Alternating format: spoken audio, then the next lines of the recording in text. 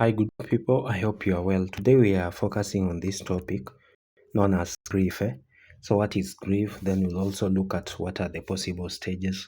Then, just something for you. Loss is always inevitable, provided you are just a living human being.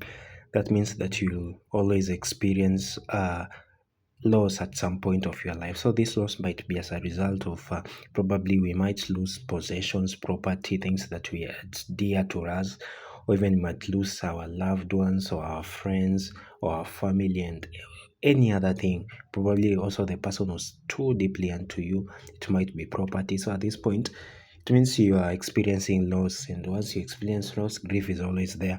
Just for an introduction, let's define grief so that we might know what we are doing.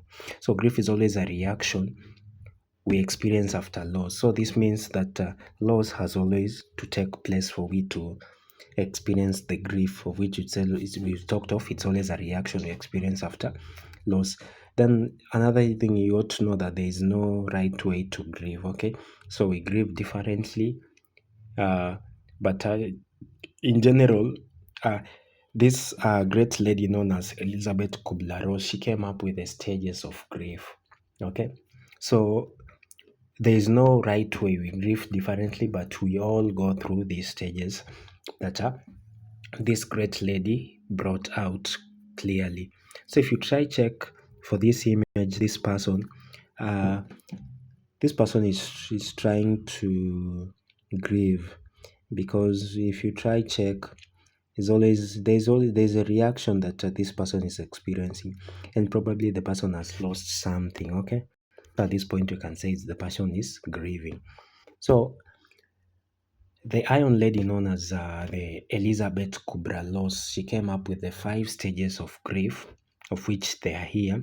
So as we'll be proceeding, we'll be looking at each one of them, then we'll try to do an example for you guys to be at par with it. So Kubler-Ross, she talks of that I know that the purpose of life is more than these stages. Okay, it's not just about the life lost, but also the life lived. Okay, so after her living for so many years, then she came up with these these stages or the curve. So she talks of eventually she says that life, the loss is always inevitable, and this person, a person might, a person probably, if you get the loss, you'll always have a reaction that you experience after the loss. So she talks of that I now know that the purpose of my life is more than just these stages. It's not just about the life lost, but also the life lived. So it's something that you can also use to encourage yourself, because loss is inevitable. You'll always grieve, but know that life is not just about that everything is not just about the life that we've lost, but also the life that we live. Okay, so probably if you are living, you can also make an impact. You can also make an impact by subscribing to this channel. You can also make an impact by liking this video or sharing with these other people, even giving us a comment. And because life is not all about the life that is always lost, but also the life that we live. So as you are living through, what are you doing? That's what Kubler-Ross brought it out. Let's go back to our 5 stages of grief. The first one, she talked of denial. Then we can go to anger, then bargaining, depression, and finally acceptance.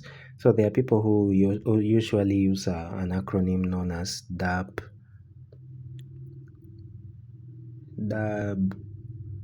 yeah, that way. DABDA, denial, anger, bargaining, depression, then finally acceptance. Okay, so you can also use that acronym for you to be at par with the 5 stages of grief. The first one is always denial. So what is denial? This person refuses to believe that loss has occurred. Okay, so if you're told probably he's dead, or we've lost probably the car, or we've lost the house burnt into flames. Okay, so at this point you'll always refuse to believe. So you'll always be, this can't be happening. Is this thing true? Is the story true? So at this point you always refuse to believe that the loss has occurred. Okay, but you also need to know that for denial, it's always also it acts as a defense mechanism. Okay, it acts as a defense mechanism to give you a chance to understand the news. So if you say, is this true? Probably the person who was giving you the information can make you understand more. So it always acts as a defense mechanism for you to give you a defense mechanism to give you a chance to understand the news more. Okay, so just an example for this denial is the example that we've just listed, that this can't be happening to me. So you deny, you refuse to believe that the loss has occurred. Okay, is this true? Is he or she really gone? So you refuse to believe. That is part of denial. And you ought to know that we say there is no right way to grieve. Okay, I want you to understand or underline this statement. Okay, so there are different people will stay more in the denial stage. Okay, so after denial, the next stage that you always ought to go, it's always the anger. So at this point, you're experiencing anger, even rage after the loss. Okay, so at this point, these people might also start blaming themselves or even blaming the others. So they'll start, why me? Why does this thing happen to me?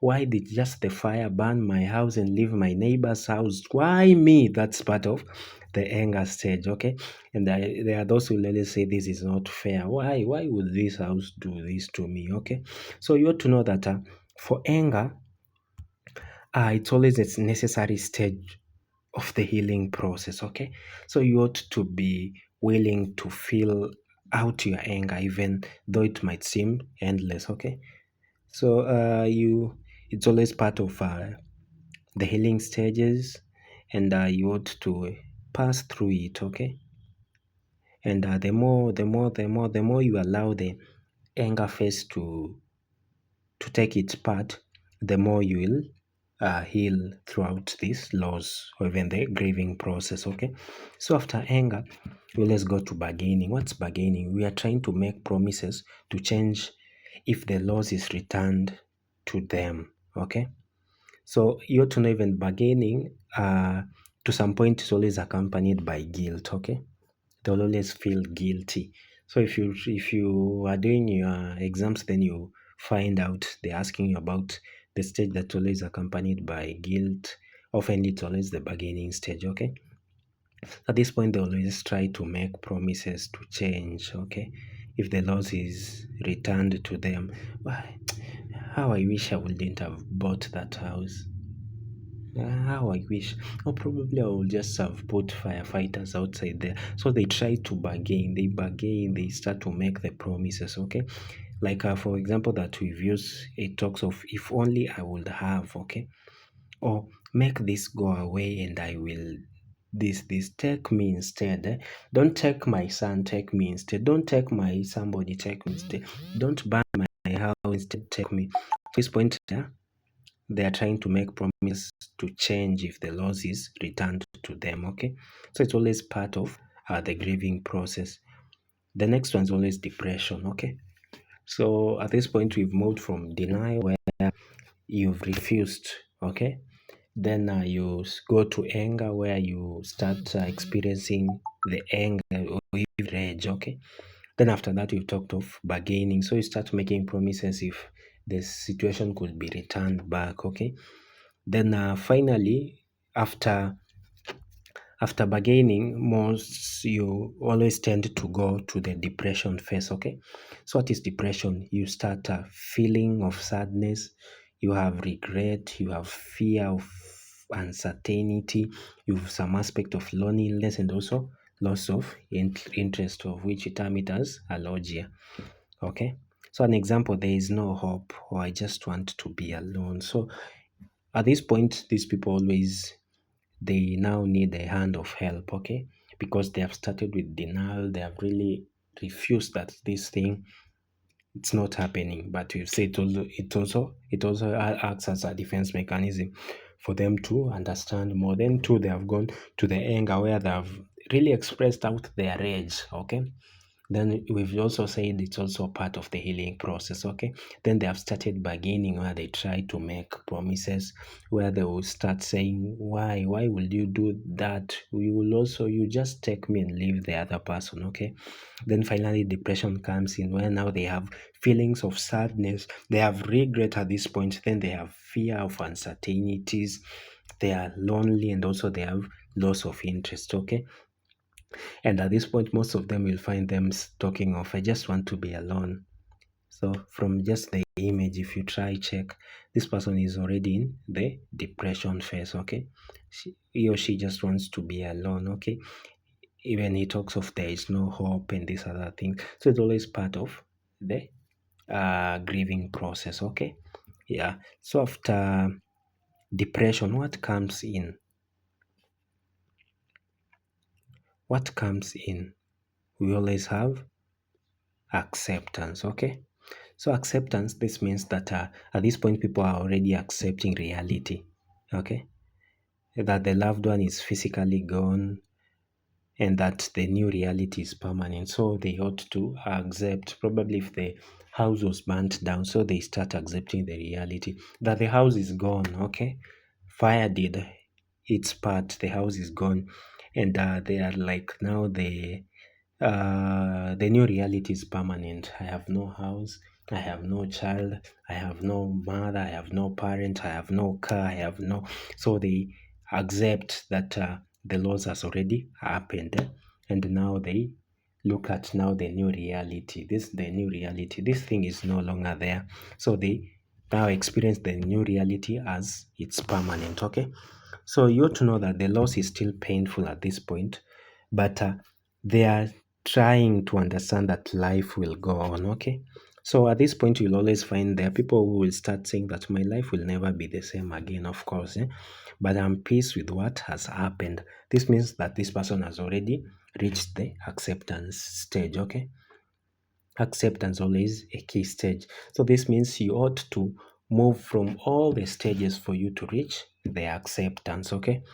Yeah, so you accept that the reality and you accept the reality and you also perceive the new reality as it being permanent, okay? That's about the last stage. Then finally, a question, just something for you. How can we manage, what are the possible grief management strategies, okay? So for you to have a proper thing, probably you can just try write it down, script it down. There are people who always love to write. Just script it down. It's always a key thing in a grief management strategy. Just script it down, script it down, script it down. As you're doing that, you're also speaking to yourself. Also, your mind is also, you're speaking out to yourself, okay?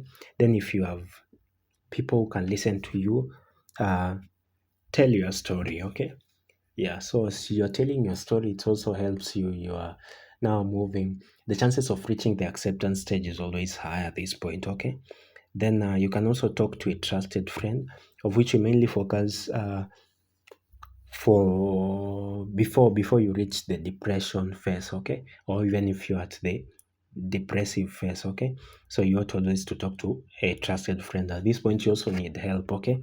Because for the depression phase, we talked of there's always feelings of sadness, regret, fear, uncertainties, loss, even loss of interest in other things. Okay, so you can also talk to a trusted friend, and also he or she can be a good support system. Then you ought also to learn about how to manage your stress. Okay, stressors will always be there, but how can you cope up with this stress? How can you manage this stress? So it's something that you also ought to know more about it.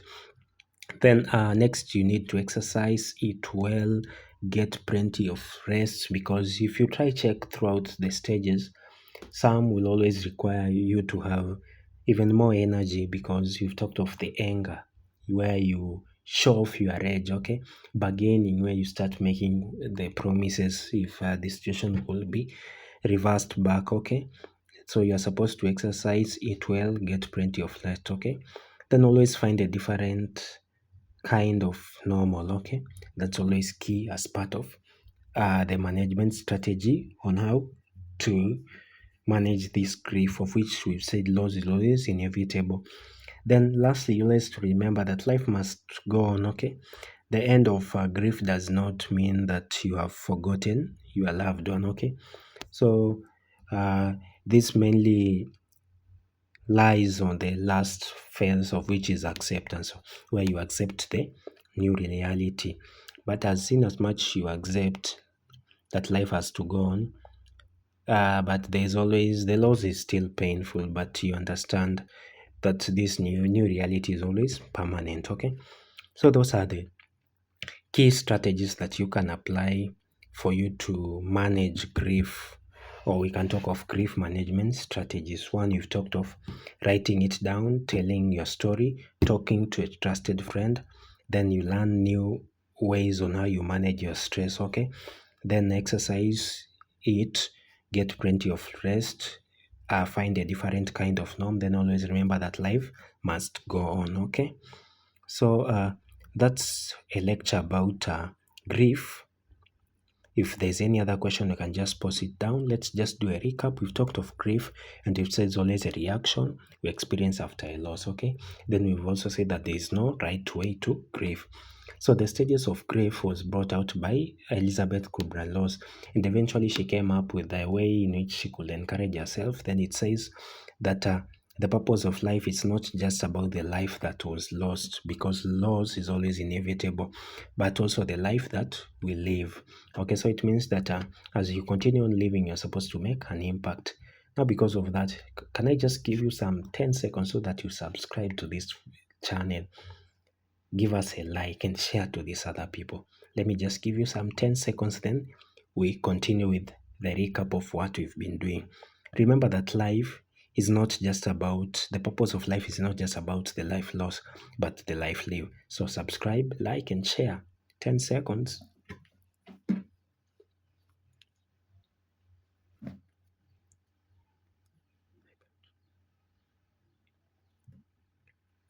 I bet you've done so. So Kubler-Ross also brought about the 5 stages. We've looked at it: denial, anger, bargaining, depression, and finally acceptance. Okay. Then finally we've looked at the grief management strategies, where we've said you write it down or you jot it down. Okay. Then you tell your story. You talk to a trusted friend. This friend will really help you during the depressive phase. Okay, then learn how to manage your stress, also helps you in the depressive phase. Exercise, eat well, get plenty of rest, then find a different kind of norm. Okay, then always remember that life must go on.